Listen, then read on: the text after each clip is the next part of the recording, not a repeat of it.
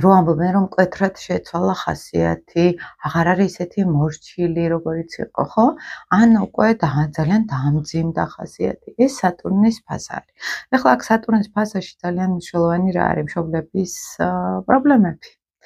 იმიტომ რომ ბავშვი განსაკუთრებით პირველი სატურნის ოპოზიციის დროს კარგად აირეკლავს რა ხდება ოჯახში. მშობლებს რა პრობლემები აქვთ შინაგანი, რამდენად ისინი ზრდასრულები ან პირიქით ფსიქოლოგიურად ზედმეტად ასაკოვნები და სწორხაზოვნები არიან და აღწერა ხდება ხოლმე ბავშვის ფსიქიკაში ამისი.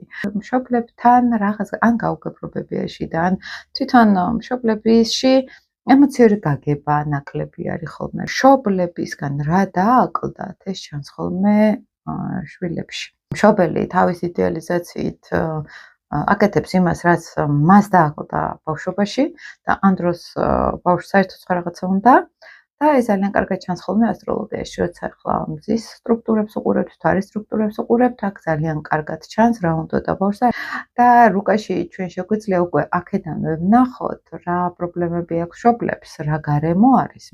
ან არის ხშირად დომინანტური მამა, თავის პრობლემებით და ჩემი ეგოს ტრამვირება ხდება. შიდა დეპრესიულობა შეიძლება გამოვლინდეს, ზედმეტად წესებზე მიყოლა, უფლებას არ აძლევენ ხოლმე თავის თავს, თუნდაც გაიხარონ სიტყვას სატურნი მზის შეერთების შემთხვევაში ან კვადრატურა, ეს უკვე სატურნის შემდგომი ფაზა რო შეერთება, ეს განსაკუთრებით გამოვლინდება.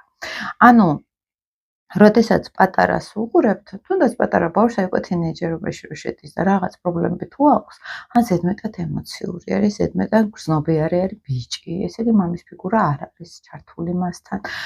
თუ ინფანტილური არის ბიჭი, მაგალითად, განსაკუთრებით შეიძლება ის დედა, რომელიც სულ სახლშია, სულ ბავშვების მოვლა, ზედმეტად ყურადღებიანი დედა, რომელიც თავისავს ყურადღებას საერთოდ არ აქცევს სიტყვაზე, ხო? ანუ აი ოჯახზე შეწირული დედა, ანუ მოდელებში გავდივართ აქ, ხო? პორტრეტებში.